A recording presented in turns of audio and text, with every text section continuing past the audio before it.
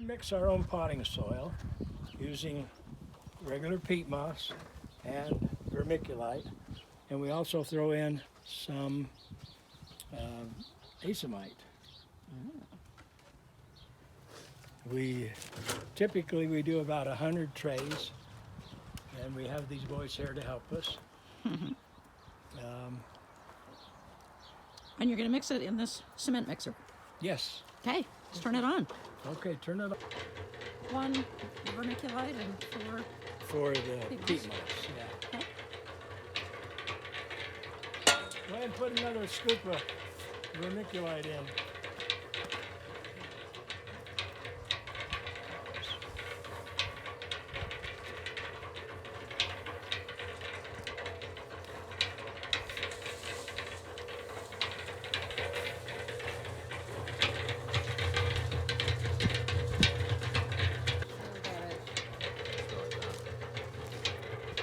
We're guessing. Okay. We're guessing.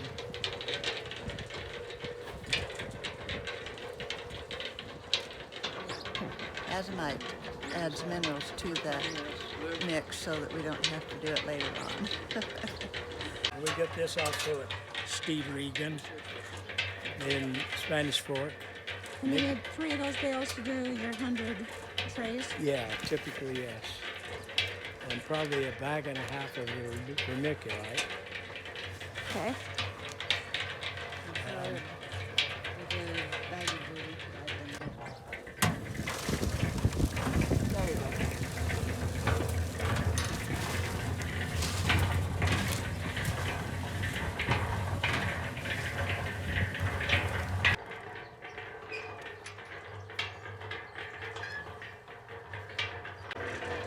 Yeah, those need to be just smoothed off up to the flat so that they're even. Easier for me to deal with.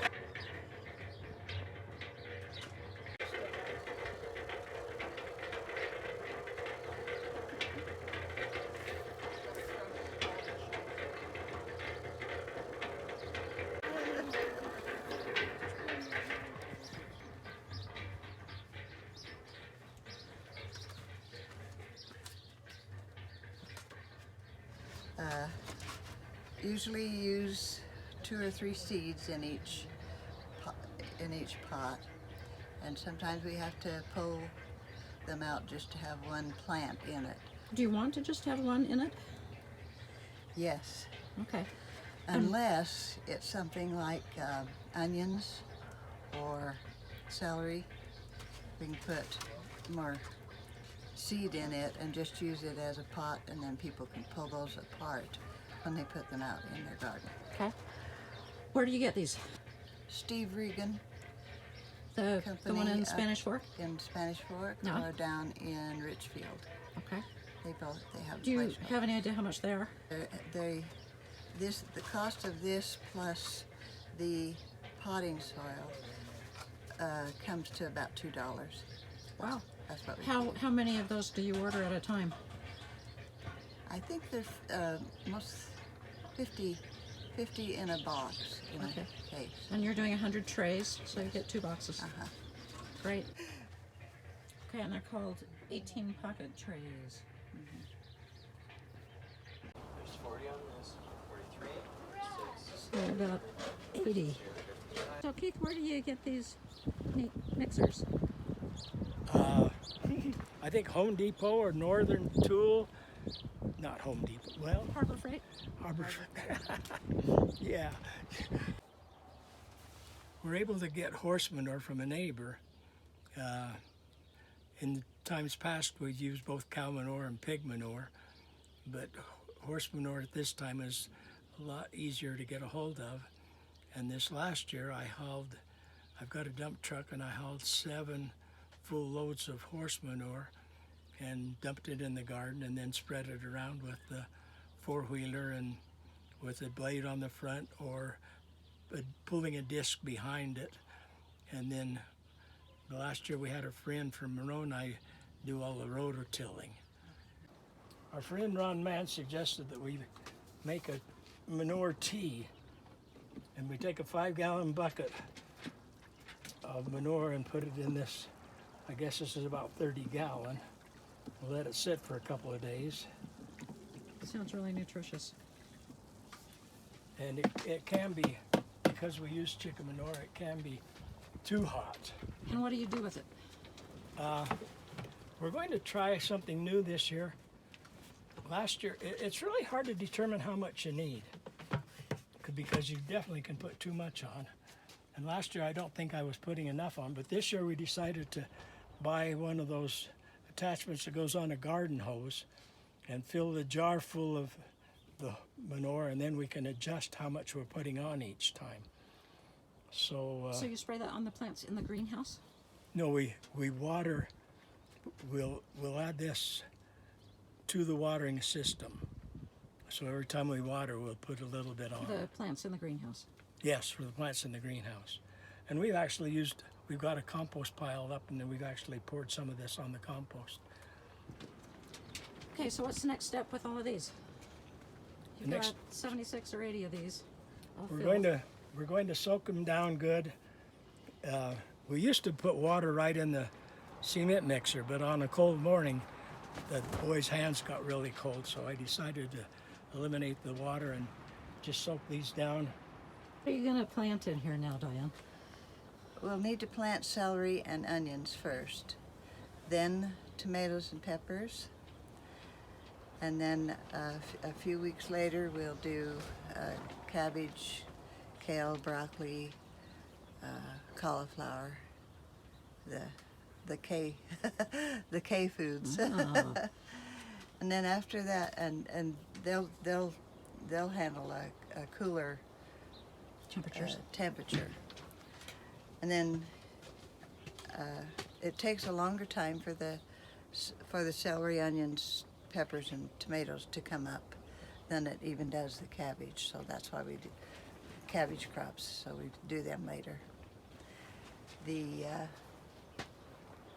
next thing we put in is melons and squash. We have 5 varieties of tomatoes. There's Celebrity, Beefsteak, Roma, Hampson, and Cherry.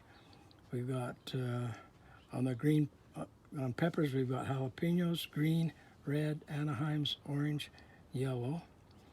And then we've got a Dutch cabbage, a flat Dutch cabbage, kale, broccoli, red cabbage, green cabbage. And on the cucumbers, straight 8s, divas, Armenians, lemons, and Japanese. We plant watermelon, honeydew, onions, celery.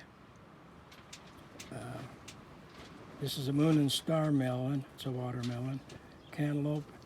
And this year they've asked us to try a couple of people asked for cauliflower, so we'll try that. Awesome. We're able to get most of our seeds from Mountain Valley, and they've sort of changed their name to True Leaf Market. And they're in Salt Lake, and people can get online and order seeds from them if they want. They sell in bulk, so most of the time instead of buying a small package, you're buying an ounce or even a pound, and we do buy quite a few seeds. So if you don't use them all one year, can you save them to the next year? Yes, most of the time. I know a fellow in Nephi that said his carrot seed was 20 years old and still did well enough to keep. Do you need to store it in a freezer or a refrigerator? That's what's recommended, but we don't do it. We have a cool room and just put it in there. We don't have room in the freezer. We've had our greenhouse here for over 20 years, and we buy our plastic from Steve Regan. They have to order it out of their warehouse in Salt Lake. And I'm sure it's 6 mil, but the first time we put it on, it lasted 9 years, and this has been probably 12 years now, but there's holes in it and we'll replace it this year. Maybe not when we start planting, but sometime when we get a chance and get some help. You said it was called Tough Light? Tough Light, yeah. It's not real cheap, but I think it's less than $200 for 40 by 100-foot roll. I believe that's what it was. A friend of ours told us that it'd be a good idea to soak the seeds in advance, and we've never done that. We've had the greenhouse here for 20 years, but we've never soaked them. And they advise soaking them for about 24 hours in advance. So here we have seeds that are soaked. We put them in, it was about noon yesterday, and we're going to try it. But it's a new experience for us, and I hope we can do it all right. Okay, you're soaking them in water? No, a friend of ours suggested, well, we've had two different counsels on it. One was to soak them in acimite water, and we don't know the ratio there. Another friend said soak them in hydrogen peroxide using 2 tablespoons per quart. And that's what we chose to do because we had the right ratio. Try using your fingers. They won't. Looks like they'll come off. So we could put that one in there, and I just press it in. They don't need to go in very far. Well, that looks easier than the tweezers. Yeah, that looks like it's working better. For me, anyway. With seeding the onions, we put about anywhere between 10 and 20 seeds in one of these sized pots. And then we use them when we get ready to use them out in the garden, we pull the whole pot apart and take each onion and put it down in the ground. About 3 to 4 inches apart. About 3 or 4 inches apart, yeah. Because we made the potting soil without any moisture in it, we soaked them down pretty good because it's a good idea to have them pretty moist before we plant the seeds. We keep them moist afterwards 2, 3 times a day depending on how hot it is. So How do you water them? We use this kind of a nozzle for right now, and people need to realize that a seed doesn't need fertilizer for the first couple of 3 weeks. There's nutrients in the seed where there's no need to fertilize. These are such clever little seed markers. Sometimes when we plant, we decide to use only one of the plants that are in the pot. It depends on the need, and we'll take the other 2 plants out and put them in another tray. Planting is kind of a pain if you have to do it with a shovel, and so I had an idea to make this mechanism. I'm able to, as my wife drives it, I'm able to lower this down into the ground as deep as I want, and then put a bolt in there to keep it that way.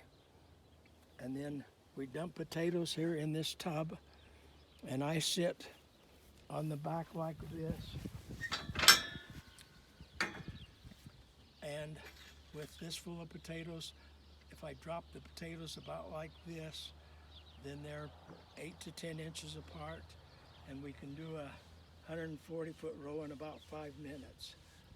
So, old one, but it's got a standard transmission, and it goes really, really slow. So people need to think of easier way to do things, and we're happy with this.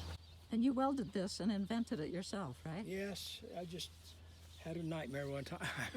No. It works good. It works good. It's awesome.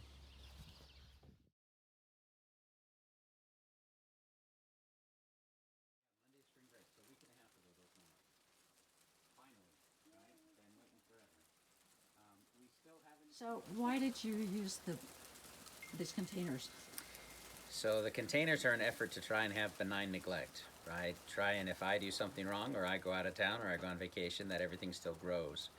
So when we planted in Thanksgiving, I didn't water again until the middle of January. There's enough water that's able to store up in here, right? There's some decaying wood, some wood branches, some dead some dead wood in there filled with compost, and then these just different drill holes for the water to come out. And so it can pretty much, a mature plant can take the water that it needs and it can hold its water for a while. So it's my lazy way. It's kind of a Dutch bucket. Probably. We should have planted earlier, right? We didn't plant till Thanksgiving, but if we had planted earlier, mid-September, everything would have had a chance to establish when the ground was warmer and germinate faster and do those first critical inches of growth faster. That'd be nice, right? But So ideally you would plant in September? well, I intend for this to be pretty much empty during the heat of the summer. We'll have a few plants in here, Okay. right? But this is, I hope this is a 9-month greenhouse. I don't know, maybe it can only be a 6-month greenhouse, but I hope it's a 9-month greenhouse.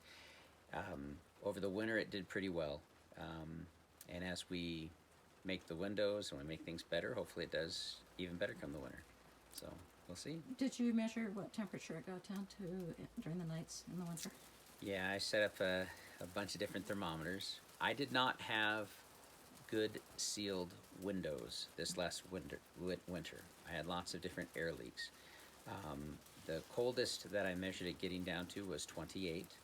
So even when we had, 5 below, we still had decent heat in here. Nothing fragile is going to make it, right? Everything here is cold hardy, Right. that we have, but for cold hardy, we can still eat. Yeah, Right? It's nothing. right. It's nothing fancy, but yeah. Can you give us the anatomy of these bins? The anatomy of the bin. Of the soil Inside, that you of put what's in the soil. inside. Sure, I filled it about half full with dry wood, right? Whether that's wood chips or dried branches or just different pieces of dried wood that I had, and then I filled it up with the with some different compost, and just went down to forget the name of the place right now, but where they grow the mushrooms. Got that different mushroom compost, and then just filled Fillmore? that up. So that's thank you. And so that's all this is and then fill it up with water, and it's good for quite a while, right? As it gets heat, as the plants get bigger and they aspirate more, then they'll use more liquid. But it's been 2 weeks since I've watered, and you can see that the soil there around that asparagus. Right, and that's still, it's damp to the touch. It's not wet.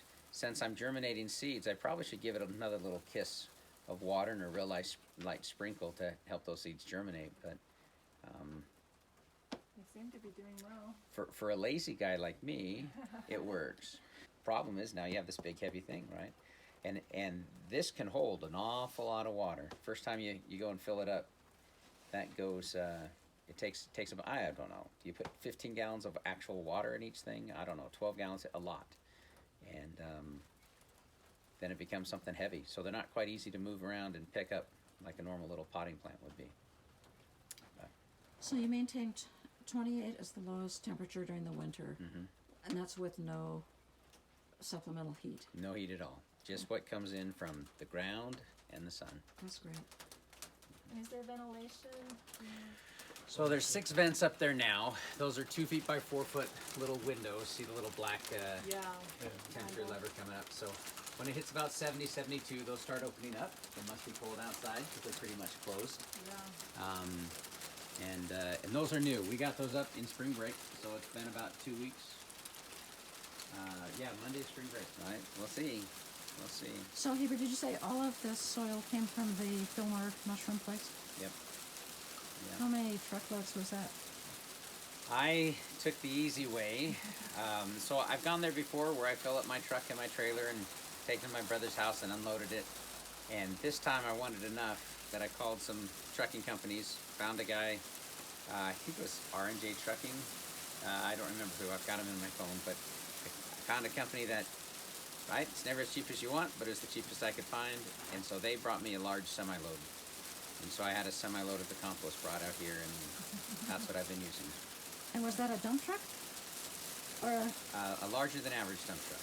okay, so you didn't have to shovel it out. Oh no, it had its own built-in conveyor belt that could unload the thing. It's winter. Do you do any fertilizing? I haven't yet. We'll see. My brother's done this for 4 or 5 years, and that's why I started to follow, right? I have to edit this out, right? But I mocked him when we first did it, right? When we first dug his down, I'm like, oh man, this is so crazy. But they came over a year and a half ago for New Year's Eve, and they brought a 7-gallon bowl full of fresh cuttings from their greenhouse that they cut that day on New Year's Day. And it was fantastic and wonderful. And I said to my wife, well, I guess I better stop teasing my brother. I better, right, start following his example. So he replaces his soil. I don't know if it's every year or every other year, but he'll toss it out and then recycle it into different parts of his garden and start over fresh. I used to, right, 15 years ago, I used to mock anybody who container gardened. I grew up doing row garden, doing flat garden, right, in soil gardening. But out here, I've wasted enough money the last 3 summers trying to do blackberries and raspberries in my soil, and they're dying. Languishing would be bragging about them too much. If I had done, and I think I'm going to do a few raised beds for the blackberries and raspberries, if I had done those earlier, instead of complaining about the cost of the raised beds, I would have saved my money that I've lost on all my blackberry starts. Because I planted blackberries for 3 years now, and yeah, I can nurse them along for 1.5 to 2 years, but they're just not thriving like they're supposed to. Yeah, and blackberries.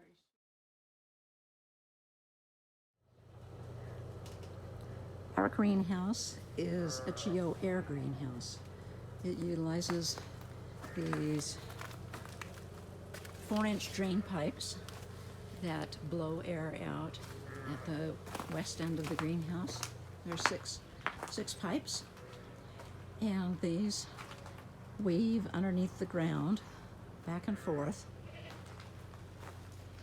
and begin over here in this 55-gallon barrel. There is a fan that blows air down through 1,600 feet of the 4-inch drain pipe. And the idea is that it's 3.5 feet down under the ground. It picks up the temperature of the soil underneath the greenhouse and blows air out anywhere between 46 and 54 degrees. So during the winter, we were not able to stay above freezing. We were at about 20 degrees above the outside temperature. We also have a little fan that blows a tiny bit of air up in this corner, and it blows a bit of air between the 2 layers of plastic that we have on the roof of the greenhouse. So there's about an 8-inch cushion of air to help insulate. We also have styrofoam panels on the north side and 55-gallon barrels that are painted black and filled with water to help get hot during the day and then release that heat during the night. We are using the David Gilmour pattern on LDS Prepper. He uses the Mittlighter garden. So we fertilize weekly using a little packet of micronutrients. It has 17 different nutrients, as well as NPK fertilizer and Epsom salt. And we mix that together and sprinkle it on weekly. The Mittlighter method is a vertical method, so we've built the trellis here. We have strings tied for the beans here, which are just starting to do well. The tomatoes I transplanted the other day, and I hope they're going to make it. Actually, the ones over here in the pots are doing a whole lot better. I think I maybe should have let them acclimatize out here a little bit longer before I put them into the dirt. The peas are doing great over here. And we've got all kinds of cold hardy things, kale and various lettuces that have been doing great. I planted these a couple of months ago. The cabbage is doing great. I planted some celery that's finally really taking off. This was just by cutting the end of the stalk of the celery off and putting it in a dish of water for maybe a week, and the little roots begin to grow, and then transferring it out here to the greenhouse. Spinach was doing great, just huge, enormous leaves, and all of a sudden just were drastically attacked by little aphids. They were just covering the leaves horribly. So I've been spraying that with soapy water and neem oil, and that took care of the problem as far as killing them, but the little aphid eggs were just like glued all over the spinach leaves. So Heber Allen suggested soaking the leaves in salt water, and that would release the little eggs. So I tried that, and it was amazing. Garlic, carrots down here. All the cold hardy stuff has done great. Our soil is kind of unique. It's made up of wood chips and sand with a little bit of vermiculite in there. Got that at the log place over between Moroni and Wales. Because our property slopes from the east to the west, we needed to build the west side up so that the greenhouse could be level. And because we are located in the historic district of Main Street, we needed to make the greenhouse somewhat attractive and somewhat historic looking. So the door is looking historic, and the barn quilt is hopefully making it a little bit attractive. We use the steps here to get up to the greenhouse, and on the side over here, the two sides will open up to the 2x4 that goes along during the summer when it's warmer. So we'll get the ventilation going across. I expect we will still probably need to do a shade cloth up on top, because we're hoping to make the greenhouse be a 12-month greenhouse. Because the sides will be rolling up in the summer, we have to put deer netting all along the edge to keep it protected from the deer, and hopefully the goats and the dog. The same will be true over on that side. Of course, the insulation will be removed. I started all of our plants from seed inside the house on these shelves and supplemented the sunlight with these grow lights from Walmart. They're called Hyper Tough. And they look kind of festive, kind of like a bar.